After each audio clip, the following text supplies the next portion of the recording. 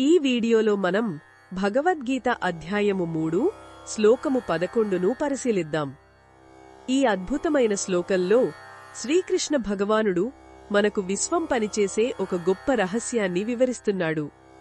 అది పరస్పర ఆధారపడటం మరియు సహకారం అనే సూత్రం.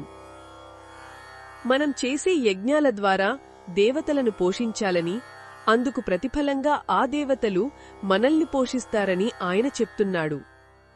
ఇలా ఒకరికొకరు సహాయం చేసుకుంటూ ఇద్దరూ అత్యున్నత శ్రేయస్సును పొందుతారని హామీ ఇస్తున్నాడు. ఇక్కడ దేవతలు అంటే కేవలం స్వర్గంలో ఉండేవారే కాదు, మన జీవితాన్ని నడిపే ప్రకృతి శక్తులు.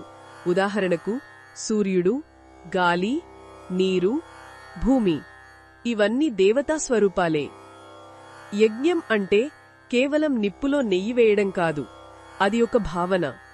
మనం చేసే ప్రతి పనిని, మన కర్తవ్యాన్ని శ్రద్ధతో, నిస్వార్థంగా లోక కళ్యాణం కోసం చేస్తే అదే యజ్ఞమవుతుంది. మనం పర్యావరణాన్ని కాపాడినప్పుడు, వృక్షాలను నాటినప్పుడు, నీటిని పొదుపు చేసినప్పుడు మనం ప్రకృతి రూపంలో ఉన్న దేవతలను గౌరవించినట్లే, వారిని పోషించినట్లే. అందుకు బదులుగా ఆ దేవతలు మనకు ఏమిస్తారు? వారు మనకు స్వచ్ఛమైన గాలిని, సమృద్ధిగా వర్షాలను, పండే పంటలను, మంచి ఆరోగ్యాన్ని ప్రసాదించి మనల్ని పోషిస్తారు. ఇది ఒక అద్భుతమైన జీవన చక్రం. దీనినే యజ్ఞచక్రం అని కూడా అంటారు. మనం ఈ సృష్టికి ఇస్తే సృష్టి మనకు తిరిగి ఇస్తుంది. ఇది ఒక విశ్వనియమం. ఈ సూత్రం మన మానవ సంబంధాలకు కూడా వర్తిస్తుంది. కుటుంబంలో ఒకరికొకరు సహాయం చేసుకున్నప్పుడు ఆ కుటుంబం ఆనందంగా ఉంటుంది. సమాజంలో ఒకరికొకరు అండగా నిలిచినప్పుడు ఆ సమాజం అభివృద్ధి చెందుతుంది.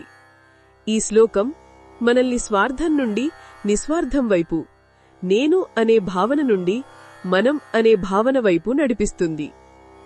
అత్యున్నత శ్రేయస్సు అంటే కేవలం భౌతిక సంపద కాదు, అది మానసిక ప్రశాంతత, ఆత్మసంతృప్తి మరియు ఆధ్యాత్మిక ఉన్నతి. కాబట్టి మనం తీసుకునేదానికంటే ఎక్కువగా ఇవ్వడానికి ప్రయత్నిద్దాం. మన చుట్టూ ఉన్న ప్రపంచానికి, అది ప్రకృతి అయినా, తోటి మనుషులైనా, మన ప్రేమను, సేవను అందిద్దాం.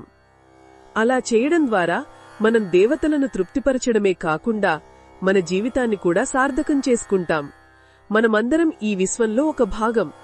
మనమందరం ఒకరిపై ఒకరం ఆధారపడి ఉన్నాం. ఈ ఎరుకతో జీవించడమే నిజమైన జ్ఞానం. ఇది ఈ శ్లోకంలోని భావాన్ని వివరించడమే లక్ష్యం.